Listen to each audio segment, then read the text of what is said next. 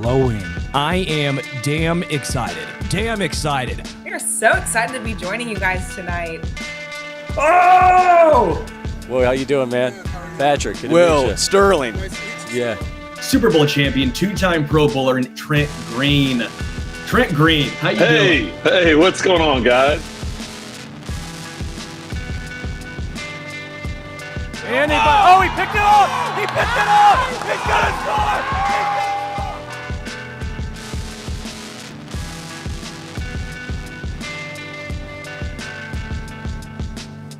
And we'll see you next week. But until then, as always, go Chiefs. Welcome into the Arrowhead Addict podcast. It is Thursday, the 5th of March. It means it's time for the OG Hour. Patrick Allen here with you, as always, joined by my pal, Matt Verderame from Sports Illustrated. Matt, we caught you. Sometimes, you're on every other week. You're a busy guy. Sometimes you don't make it every other week. And sometimes we miss you. There big news happens. A couple weeks go by before we get to hear from you on it. Today, things worked out pretty dang good. The Chiefs make a huge blockbuster trade yesterday, sending Trent McDuffie to the Los Angeles Rams for the 29th pick in the draft, number 167, 205 or 208, and a 2027 third rounder. So I'm going to jump right into it with you, and I want to get your initial reaction. I think this is a trade we all knew could be coming. The question was, what kind of comp are the Chiefs going to get for a guy like Trent McDuffie, who plays primarily in the slaughter? Maybe that's where he plays best. What's your take on the trade, and what's your take on the haul the Chiefs got for it? I think for the Chiefs, you would have made that trade for any player on your roster not named Patrick Mahomes. I can tell you right now that there was a thought league-wide that if they traded him, they could get a late first or maybe an early second plus, a second and a fifth, something like that. I don't think there was anybody who thought they were going to get a first, a fifth, a sixth, and a future third. That is a lot. Okay, that is a massive haul. As great as McDuffie is, and he's great, as great as he is, I don't think if you're Brett Veach, you could turn that down. And the reality is, I talked to some sources around the team yesterday. Like, had they have signed him, they're probably looking somewhere in the neighborhood of $90 million guaranteed. Okay? Like, yeah, the cap hit would have gone down a little bit this year, but their cash budget would have been bludgeoned. They, all that money, for anyone who doesn't know, when you sign a player, the guaranteed portion of it has to go into escrow at the time of signing. So cash budget and cap, two wildly different things. That would have been a huge chunk out of Clark's cash budget. Now they have it. Additionally, look, this is not going to be a rebuild that they complete in 1 year. It's not. Like, this team is going to have holes next season. It's going to be a team that needs to rely on whatever strengths they end up having and try to compensate for what they don't. I don't see any world where this team is rebuilt in 1 year. As they currently sit, they're not a good football team. But they have a lot of draft capital, 9 picks, 3 in the top 40, 4 in the top 75. They have a lot of cap space, and they could create more instantly if they want to with restructures to Karlaftis and Humphrey and a few other players as well. They could cut Tranquil potentially. They're going to be aggressive and I think pretty damn busy over the next 6-7 weeks. We'll see what they do with Watson and Cook. I think that depends on the price tag those guys end up commanding in free agency. But look, make no mistake, they're a team with a lot of needs right now. They're a team with a lot of ways to fill those needs. I asked somebody in the building, high up, yes, is it fair to say this is the Tyreek trade 2.0? And the answer was yes. I think for all the reasons that were just laid out, they need to refill the roster with depth and with talent up top. They needed to clear a bunch of future cap and a lot of cash. Look, I think it's a really good trade, but here's the crux of it. They got to nail these picks. Because if you do this and you don't nail these picks, it's a fucking disaster. Like, let's just be honest about it. It is. Like, if you trade Trent McDuffie away and you walk out of this and these picks amount to nothing, then like, who cares? You got picks. They don't turn into anything. You need to now nail these picks, and you need to use those cap dollars and those cash dollars to land real players. And so that's how I fall on it. Yeah, I'm with you. I thought maybe it might be a stretch for them to get a first rounder for Trent McDuffie because of some of the limitations he has, maybe in the outside size, those types of things. Obviously, he's an all-pro player. He's a blue chip guy. He's great. I don't know how much you could complain about this. Getting the third in a year where a lot of people think that 2027 draft is pretty stacked with talent. That's really sneaky for them. And having 2 first-round picks this year gives them the ability to move around the board. How does this change all of these extra draft picks? The Chiefs were going in, I think, with 6. I think now they have 9. How does that change, or does it change the calculus for you at number 9 when the Chiefs pick first? So I think at 9, look, so much is going to change in the next week because not only are they going to fill needs in free agency, so is every team in the NFL. As we sit here right now, to me, in order, my belief is, in fact, it's not my belief, I know that their biggest needs in their mind, running back and D-line are 1A, 1B. Those are in their mind, as we sit here right now, those are the 2 biggest needs. I think wide receiver comes after it, and then we can get in everything else. They were embarrassed by how bad that running back room was last year. They thought, we all sat here and thought they were going to address it last year, and they didn't. And they kind of stood on this bet of, hey, Pacheco's going to be healthy, and we'll find some value in the late rounds. Well, guess what? They were wrong. Those guys did not produce. With that in mind, if Jeremiyah Love is there at 9, there is no way they're passing that guy up. Now, of course, that being said, if they sign Walker or Etienne the next week, then obviously there's a shift. If they sign anybody other than those 2 guys and Jeremiyah Love is there, they're taking Jeremiyah Love. That is my – and I'm not – don't take that as like me reporting that they're going to do that, but I'm just saying knowing how much they feel about this running back room, knowing what they feel about this running back room, I think they would have an extremely hard time passing up Jeremiyah Love if they don't have Walker or Etienne on the roster. Now, if they do have one of those guys on the roster, then I think the question becomes, okay, what they do on the D-line, is Bain or Bailey available at 9? If they need a guy and one of those guys is available, I think that's probably the way they go, especially with Bain, because he kind of fits what Spags likes on the D end. Otherwise, a guy like Carnell Tate, I think is like, look, there's no world they can pay Rashee Rice. I mean, there's just no world. I don't care if he has 1,500 yards this year. So they got a lot of options. They got a ton of options. Yeah, there's not. It's not a crazy free agency class in the wide receiver position. There are interesting options at the running back position, but as we've seen in this draft, it's it's Love and it's everybody else. There are some intriguing prospects to be sure, but there's nobody else out there like Love. I agree with you. He's getting comparisons to Bijan Robinson, that he's that kind of impact of a player. He can do it all. He can block. He can catch the ball out of the backfield. He can run. And if you watch his games from last year, he's an X factor type of player. And if you put somebody like that in the backfield with Patrick Mahomes, it's a huge, huge problem for defenses. And that might be the move for the Chiefs if they're not able to really address the wide receiver position in a way that they would like. So I want to ask you, I've talked about this the last couple of shows, and nobody really likes this idea, and they certainly didn't like it when I proposed it before we got all these extra draft picks, which is, maybe do the Chiefs consider moving up for a guy if they think he's a blue chip guy? Because they're so close to the front end of the draft, closer than hopefully they'll ever be again in the Mahomes era. Well, does it make sense to chuck a third if you believe it? Now, Brett Veach of the Combine said something interesting, which is that, he said, oftentimes we're picking at the back end of the first round, and we kind of wish, we wish we were picking just a little bit higher. Well, in the early 20s. And he said sort of, now we're at 9, and I kind of wish we were picking just a little bit higher, which tells me maybe their draft board is 4 or 5 deep of what they think are blue chip players, and they're sitting there at 9. Now you've got this extra third round pick. And I made a little chart a couple weeks ago, and I used the one of the Rich Hill draft value chart, because I wanted to just get in my head, like, what would it cost to move from like 9 to 4? It's a lot. It's probably way too much for the Chiefs.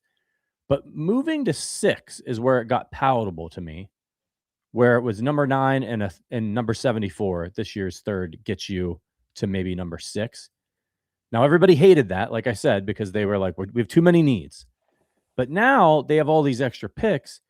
If in your mind, there's a blue chip guy there, and that means the Chiefs have to believe that. Me and you, like we're not professional scouts, but if Brett Veach believes, right, that Bain is going to be a blue chip pass rusher for them, or somebody that's really going to change the fortunes of the team, would you be in favor of them being aggressive and going and getting them, as opposed to staying put and getting a guy that maybe they have a mid first round grade on? I think it depends on the player, which is a crappy answer, but it's a truthful one. If they're sitting there at 9 and they're going, all right, look, let's just live in a world here where, Bain and Bailey are off the board, Love went top 5, whatever. And they're like, man, we would love Carnell Tate. We would love Carnell Tate. That's who we want. And they're sitting there at 9 and they feel like to get him, they've got to get up to 7. They got to go up to Washington spot. Every chart's different, but that's the difference of about 150 points in the draft. I mean, that's roughly, look, they would probably give up, in that case, their 3rd. And then Washington would probably, I think they would definitely have to give him back something, but it'd probably be closer to like, so Washington doesn't have a 4th this year, which makes it difficult, but like maybe a 5th and a 6th back or something. Like they basically have to give up the equivalent of an early 4th rounder. Like that would basically be the cost of doing that business. Maybe even that's giving the Rams 3rd next year. Maybe that's what that would be, right? The Chiefs go, okay, we'll give you 9 and the Rams 3rd next year, and we'll take 7. And if you're Washington, you'd probably do it because it's an extra 3rd round pick and you're going back 2 spots, and who cares? Something like that, I wouldn't have a problem with doing. I would have a major problem with them giving up anything that involves 40. I'm out. There's no way in hell I'm giving that pick up. I wouldn't give that up. I would have a hard time giving up the Chiefs 3rd rounder this year, which is high, obviously. It's 74. Now, you want to start talking now where I think is interesting in terms of moving up is at 29. Because it's a lot cheaper to move up to the back end of the 1st round, right? So, like, using the chart that I'm looking at right now. So, the 29th pick in the draft is on this chart worth like 640 points. All right. If the Chiefs were to trade 29 and 109, which is their 7th round pick, that would roughly get them to around pick 24. Like, okay. And if you tacked on a 5th rounder, let's use the middle of their 5th rounders. Okay. You could probably get up into the early part of the 20s or pretty close to it, depending on, value and need and everything else. That's what they did years ago to get Trent McDuffie. Right. Like, that's the trade up that if I'm looking at but that would be the trade up I'd make. Because to me, you're going to get somebody really good at 9 if you don't screw it up. Where the value comes in is when those guys that start to fall out of the early teens, mid-teens, we're all sitting there going, that guy's 15, 16. When you get to 23, 20, that's where I'd be, okay, like maybe, and I'll find this out from them over time. I haven't asked yet. How many 1st round grades do they have? My guess is probably around 15. It usually falls between like 13 and 18. If they get to 23, 24, and there's one guy left on their board that they're like, man, we think this guy's a 1st round grade all day. He's a top 12 player for us in the draft. Like, let's just live in a world where they take Bain and like Lemon falls to 23. That's where I'd be like, screw the 5th round pick. Like, let's move up and get this guy and walk out of here with Bain and Lemon. And for everybody who thinks, well, that would never happen, go back and rewatch any draft in the history of the NFL. Somebody is going to fall to that area who you are blown away by. And it might not be somebody the Chiefs would draft. Maybe it's somebody who's not a position they need. But somebody will fall there. That's the spot. If I'm Veach, that's where I'm trying to be aggressive. Yeah, once these top guys are gone and teams are looking to fill needs, or they don't, it's just not a need for them. Some players get lost in that shuffle, and then they become great values. A guy like Sadiq, the tight end, he's somebody that you could be sitting there in the early 20s if you believe he's a 1st round pick that the Chiefs might want to move up for. I like that. Yep. Yeah. Okay. So what does this mean? McDuffie's out. What does this mean for Jalen Watson? Do you think the Chiefs are going to bring him back? There, a lot of sources say he could go command maybe around 18 million on the free agent market. So I did a piece on SI where Gilberto Manzano and myself ranked out the top 50 free agents, and then I was in charge of doing the contract projections, which I'll take off Gilberto's plate, because that way, if they're terribly wrong, then Gil doesn't have to wear that. I'll wear it. I projected him at 18 million a year, 3 and 54. I think that's probably toward the high side. I don't think he'll get more than that. I think it is between 15 to 18. I think that's probably right. Talking to people around the league, he is viewed by some as a top corner on the market. Joshua, believe me, he gets the market. Like, I'm not saying he will get 18. There are absolutely people in the league who will tell you he's going to get $18 million a year. He's a really good player. He's a really good player, and he's young. He's got 2 championship rings on his fingers. And everybody in the league knows how good of a coach Dave Merritt is. So he was well coached. Like, that stuff matters. I can tell you right now, talking to people in the NFL, like, there's a thought that about 15 to 18 is the mark. Now, look, I always say this every year because it's an accurate and true statement, and it needs to be repeated annually. Free agency is a living, breathing thing. And there are going to be guys who get exactly what you think. There are going to be some guys who get more than you think. Well, I can't believe that, because some team just fell in love with them and they're the top priority and everything else. And then there are the handful of guys, and I'm watching Brian Cook with this, that it's a deep class of rookies at that position. And there are a lot of free agents out there at that position who are around the same value as you. And so, like, there are going to be a couple guys who get paid.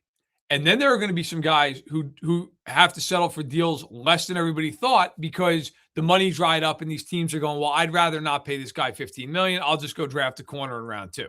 Like, I think Watson's market's going to be strong. I think if the Chiefs want to bring him back, it's going to be between 15 and 18 a year. Could I be wrong? Sure. He could overshoot the market, and I've seen guys do that. And all of a sudden you're sitting there and you're like, man, wow, I can't believe you got 12 million. Yeah, well, because you overshot the market and the money dried up. But I think he's around that number. Brian Cook, I think, is a real interesting case, because if you look at free agency, Cam Curl's a free agent. Quan Brisker's a free agent. Nick Cross is a free agent. Obviously, Brian Cook as well. Kobe Bryant of Seattle, who is highly, highly thought of, is another free agent. There are a lot of options. And if Cook isn't one of the first 3 guys to sign, all of a sudden that money dries up. Now, all of a sudden, you may have to take a lot less than you thought you were initially going to take, especially with guys like Caleb Downs in the draft, stuff like that. So it's all fluid, but I do think that Watson's going to get a pretty healthy deal. Is this signal to you that the Chiefs are feeling really good about Noel Williams? And does it mean that maybe the end of the year there, they saw more from Christian Fulton than maybe fans realized? I think they like Noel Williams. I think they're pretty high on him internally. Fulton's an interesting one, because I think on one hand, look, they like the way he played at the end of the year, but they also, there was a reason he barely played all year long. Like, let's put it this way. No, like, Christian Fulton's not a long-term answer for them. I don't believe. I mean, I've not asked anybody that, but I don't believe that. I think if you're the Chiefs, you've got to look at it like, okay, Noel Williams should, in theory, be here 3 years plus. Fulton is a 1-year guy. And so if you want to re-sign Watson, you re-sign Watson. Like, I don't think Fulton really factors into that calculus. Plus, you need depth there, right? I mean, who the hell else is a corner for this team? Joshua Williams and Najee Johnson are both free agents. Neither one of them also is particularly good. You don't want Connor playing as a corner. I think we've established that repeatedly. So if you're the Chiefs, I feel like, you need to consider all options here. But yeah, Williams, I think long-term, yes, they view him as a boundary corner, a good player. I think Christian Roland Wallace, they think can play in the slot. I think that was part of their calculus. He's not McDuffie. No one says he is. I think they feel like he can be a solid corner. I think they like what they saw in Knowles last year in the slot at the end of the season. But who is that other boundary corner? If it's Fulton, they better draft some guys behind him, because he's not for long for the team.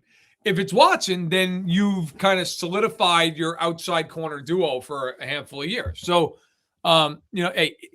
free agency is kind of like a book of Goosebumps. You remember those when we were kids? Like, oh yeah, R.L. Stein. And you have like 100 different ways you can go. That's free agency. Yeah, it's going to be really, really interesting, and we'll have a lot more information on maybe what the Chiefs are thinking once we see some of these free agency moves. Before we get to our next segment, I got to let you know that, look, cold days, big goals, no time to cook. Factor makes healthy eating easy with fully prepared meals designed by dietitians and crafted by chefs. So eat well without planning or cooking. You guys know me. I got a small kid at home. I have a full-time job. My wife works a full-time job. There's not a lot of time in the evenings after that daycare pickup to be going to the store, shopping, planning out meals, cooking. That's why we turn to Factor. They've got quality functional ingredients, including lean proteins, colorful veggies, whole food ingredients, healthy fats. There's no refined sugars, no artificial sweeteners, no refined seed oils. This isn't a freezer meal you're buying here. It's actual real food. They've got 100 rotating meals weekly, keeps things fresh and delicious all through the winter. I like it because I get a bunch of different stuff, and then I show up at the fridge every day and I'm like, what am I in the mood for? I want to go Mexican, don't want something Italian, and I've got all of those options, and I don't have to think much further than what do I want to eat right now. It's always fresh, never frozen. Takes about 2 minutes to get ready. You can throw them in the microwave or the oven. You don't have to prep, and you don't have to stress. So just head to factormeals.com/arrowhead50 off and use our code arrowhead50 off to get 50% off and free breakfast for a year. Eat like a pro this month with Factor. New subscribers only, varies by plan, 1 free breakfast item per box for 1 year while subscription is active. I mean, what more you want? You're getting free breakfast here, right, and you don't have to cook. I don't know what people want. All right, let's dive into, so as big personnel moves are ahead for the Chiefs, whether it be free agency or the draft, I kind of wanted to take your temperature of where you're at with each positional group on the team right now. So we're going to do the positional confidence meter, and this is the way we're going to do this. If you're very, very confident, you say highly confident. If you're okay, it's pretty good, confident.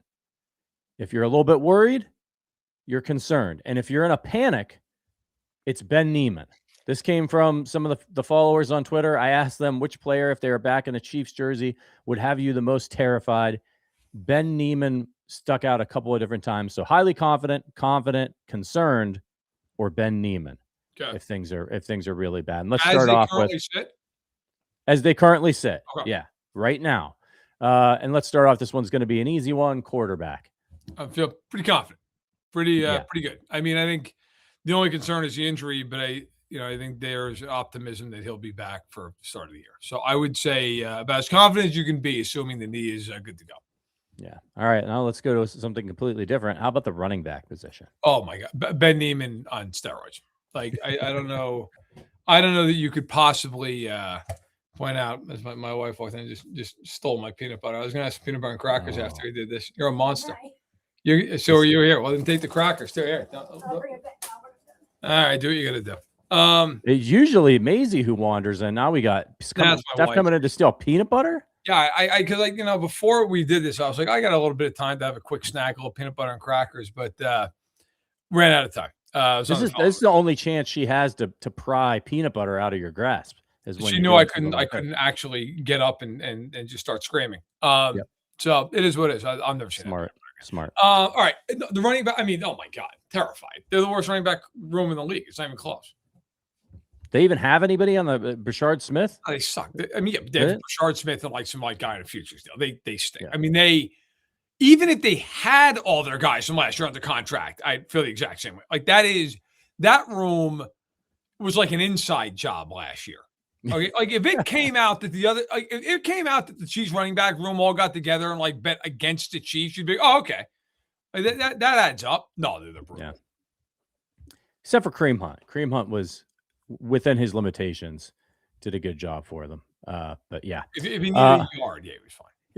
Yeah, I'm with you on that one, Ben Neiman for sure. All right, how about the wide receiver position? Highly confident, concerned, or Ben Neiman? Ben Neiman.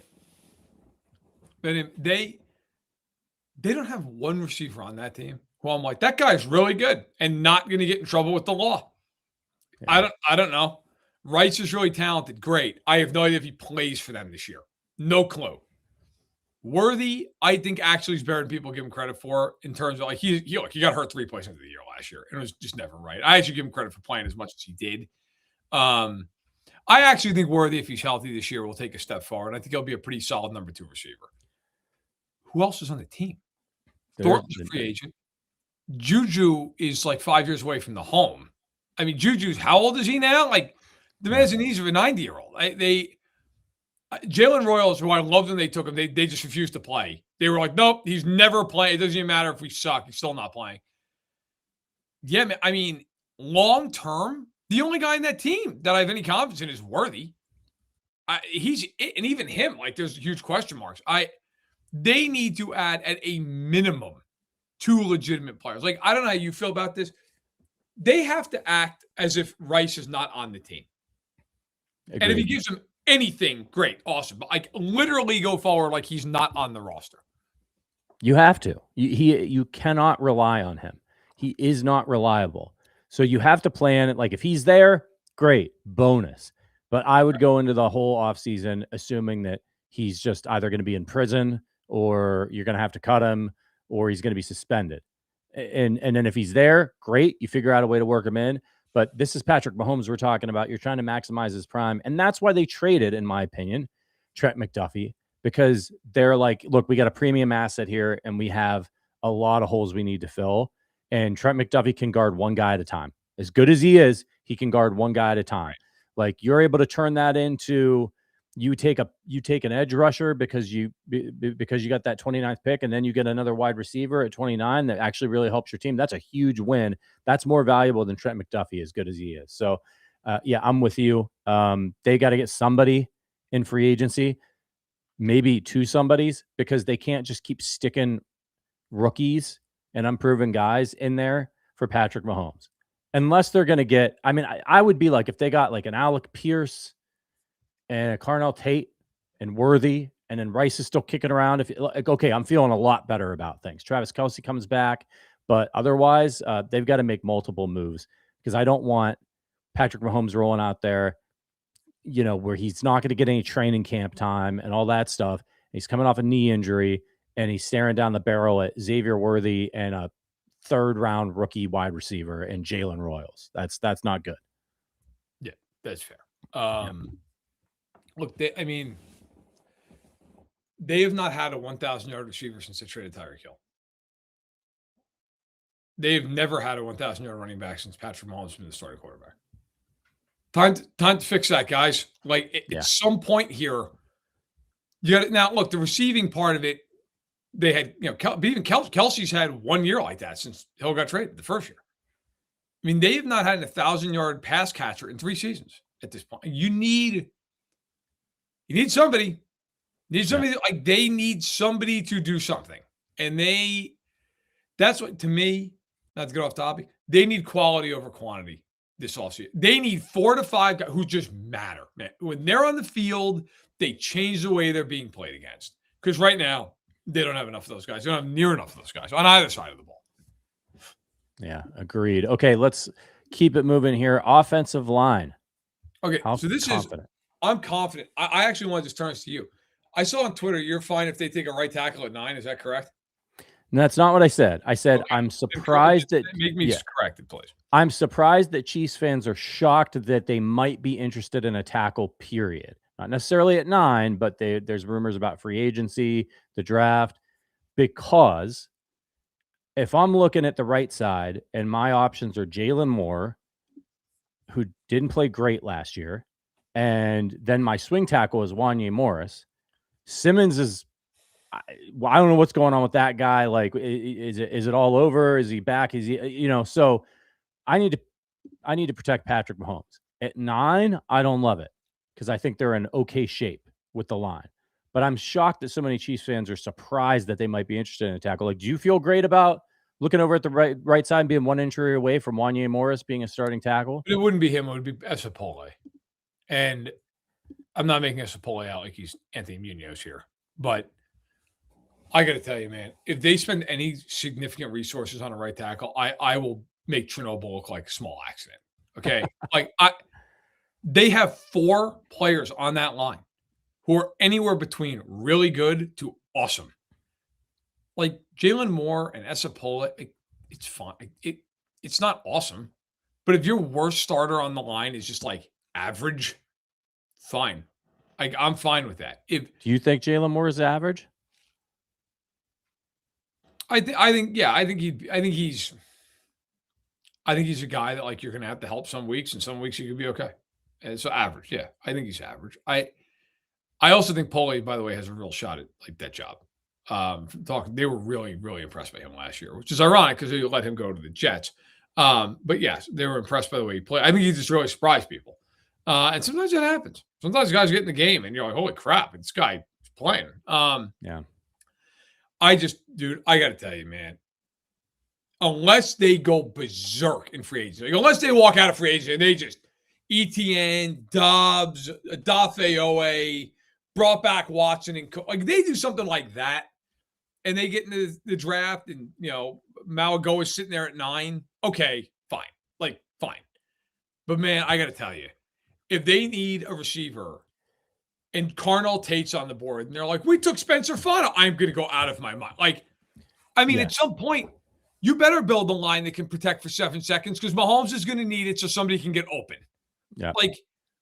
They got to build this offense up. They got to build the lineup defensively. So to me, I'm confident that I feel like that is arguably, other than quarterback, the best position group on the team. Yeah. I'd like a little more depth there. I know everybody was impressed with what they saw from Paulie, and I hope it's great.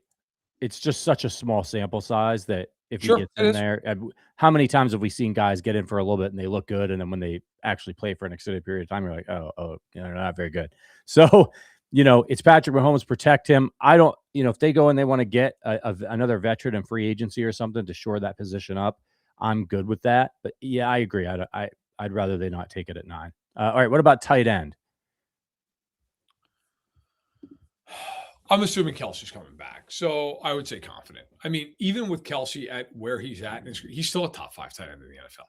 Like, McBride's better. Bowers is better. Pitts is better. That might be it. I still think, even though he's older, Kelsey remains a really good player. I'd like to see them change out their depth a little bit. But the crackers and the peanut butter have returned. That's a win. That's why we got married. Look, I'd say confident. I confident, bordering, kind of like right on the edge there, but I'll go confident. All right. Yeah, I'm with you. I'm confident because you're going to have Kelsey back, and they're going to add some pieces as well. So I'll be interested to see. But I think they'll address the position because they know this is it for Travis Kelsey. All right, defensive line. Highly confident, concerned, or Ben Neiman? Concerned. I'm not Ben Neiman. Look, you have Chris Jones and George Karlaftis. That's not the worst place to start from.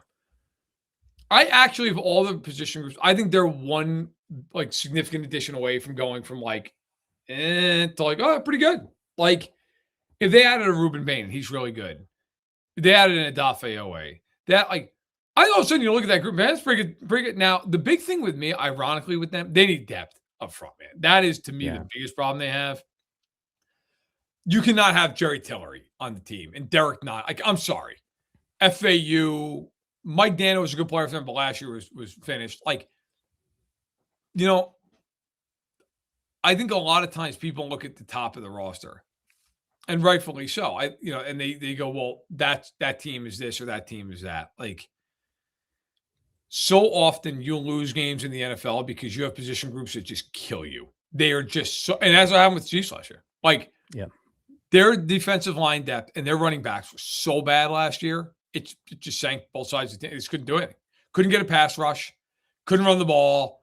You're done. At some point, that's it. And then injuries and bad luck and everything else. But I'm concerned. I think they could flip that quickly if they bring in some quality depth and one legitimate, meaningful player. Yeah, I'm with you. And there's some interesting interior defensive lineman players in this draft as well. And now that the Chiefs have that extra pick, boy, that number 29 or their second round pick that they could potentially get and remember they invested in some defensive linemen last year that are hopefully going to take another step forward as well. So we'll see. I feel good about the defensive line. All right, defensive back. As we sit, I mean, well, I don't want to say Benny concerned because I think Connor can play safety. And I actually think like Noah Williams is a good corner. I like Roland Wallace. And I think Fulton is for a stopgap. If he's healthy, he's good. But no, I'm concerned. I mean, I think they need at least one starting corner, one guy coming off the bench who can play some, which if you add Watson, then that guy is Fulton. The big question for me too is do they just think Hicks sucks? Like what do they think? Because I love Jaden Hicks as a rookie, but they just refused to play him. And Spagnuolo basically said at one point in December, he makes too many mistakes, not going to play him. So concerned. I will also say I am less concerned based on who their coach is there, but concerned. I as we sit here, I'd have to say concerned. I'm loving some people in the Joshua Clayton in the chat is he's taken the game, the Ben Neiman game, and he's just assigning a player to each position group. A past chief, he said the DB room is Rashad Fenton. That's a good one. I got a lot of Philip Gaines as well. It was between Gaines and Ben Neiman for the concern level. All right, and then let's round it out here with the linebacker group. How are you feeling about the linebackers? Kind of depends. If they keep tranquil, this is so weird with them. Concerned against the pass, confident against the run, to some extent. They really need somebody who can cover, which, by the way, sneaky need. If Sonny Styles, by some miracle, is there for that team at 9, fine. Because this might be it for Nick Bolton. Okay, they could save $15 million next year by cutting him. Styles is a freak show. That guy was running like a receiver. Did you see his RAS score? Oh my God. I'm not usually go get the athletic. That guy is a freak. I don't know. I guess I would land somewhere. It depends on if the team's running the ball, I'm somewhat confident. If they're throwing the ball, I'm concerned. Say Sonny Styles is there and Carnell Tate there at number 9. You want the receiver. I want them to score 30 points again. Get back to just scoring so many damn points that the other team has to score 30 on Spagnuolo. If I could just snap my fingers and give me an offense that just scores 28 points a game. Just Tate, Dobbs, ETN, just bring back Kelsey and just go into and just pick, we're going to score. We're going to score 1 billion points and you're going to have to score 30 on Spagnuolo. Okay, I'll take my chances if I'm the Chiefs. I think they probably won 13 games and they can do that. Justin Blackwell says, are you kidding me, Styles? I don't know, man. Do you watch Sonny Styles play football at Ohio State? Guys everywhere. Dude, that guy is insane. I mean, he wouldn't be my first choice based on what they need, but I wouldn't be upset about it if they took that. That guy is ridiculous. People I understand the whole positional value thing, but he's a potential all-pro. I mean, that's if he's there and do you want a wide receiver 2 or something like that, or do you want an all-pro linebacker? So you just have to look at the board at number 9, and if that guy's there, and he could be because of the positional value thing. People take some of the edge rushers, they take the best wide receiver off the board, they take the best running back off the board, and you're sitting there. That's how teams like the Chiefs, you have a really great player fall into your lap, and then you collect great players, and then you figure it out from there. All right. We just got a couple minutes left here. We know you got to get out of here. Your top 2 needs for this team to address in free agency. Running back and D-line. I mean, those are the two. They feel like those are their top 2 needs, and I would agree with them. I think receiver is as well, but there's a world where they could kind of piecemeal, but they better not. They have to be aggressive there too. But I think they could fix that in the draft to some degree.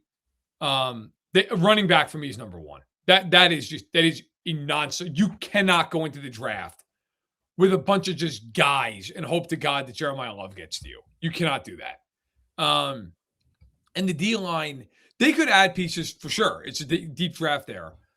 But if I'm Veach, I'm saying to myself, I got to come away with one meaningful player, one starting level player on the D-line in free agency, and I've got to find 2 depth pieces. I've got to find 3 total players who I feel like those guys are meaningful additions to me. One more expensive than the others, but a trio of players who matter. Tyler Algier for $8 million, Kenneth Walker for 11, 12. Kenneth Walker. I'm sick and tired of them nickel and diming these things. Like, just go get the guy. I don't, because you know what, man, the cap goes up every year. You can move money around. Like, to me, and I like Algier, but if I'm the Chiefs, if I can get, and Walker might get more than that, but even if it's like ETN for 11, go get him. He's better. Like, you know what? There are times when I think it makes sense to be kind of thrifty.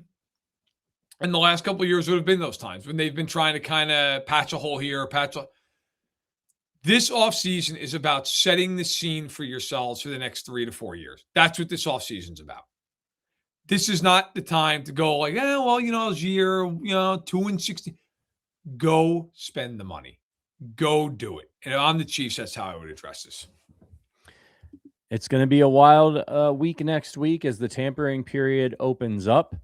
And even maybe before that, we're going to hear about some players that the Chiefs may be interested in. So keep it right here on arrowheadaddict.com. Make sure you're reading the website. Make sure you're, of course, watching the podcast. And make sure you're checking out Verdarame's work over at Sports Illustrated. Anything you got coming out in the next week or so that people should check out? Oh God. I'm just going to be on constantly writing about the free agency and writing grades, writing columns. I actually just did a column on McDuffie's trade yesterday. Check that out on SI.com. But I mean, just Fansided and SI. Obviously, I'm writing Fanside. Check out Fanside and go to SI.com for what is going to be just a deluge of bylines by me and everybody else in the team. So we'll have it all covered. We got you covered. Sports Illustrated, Fansided. For Matt Verderame, for producer Joanne, I'm Patrick Allen. We'll see you next week right here on the OG Hour. But until then, as always, go Chiefs.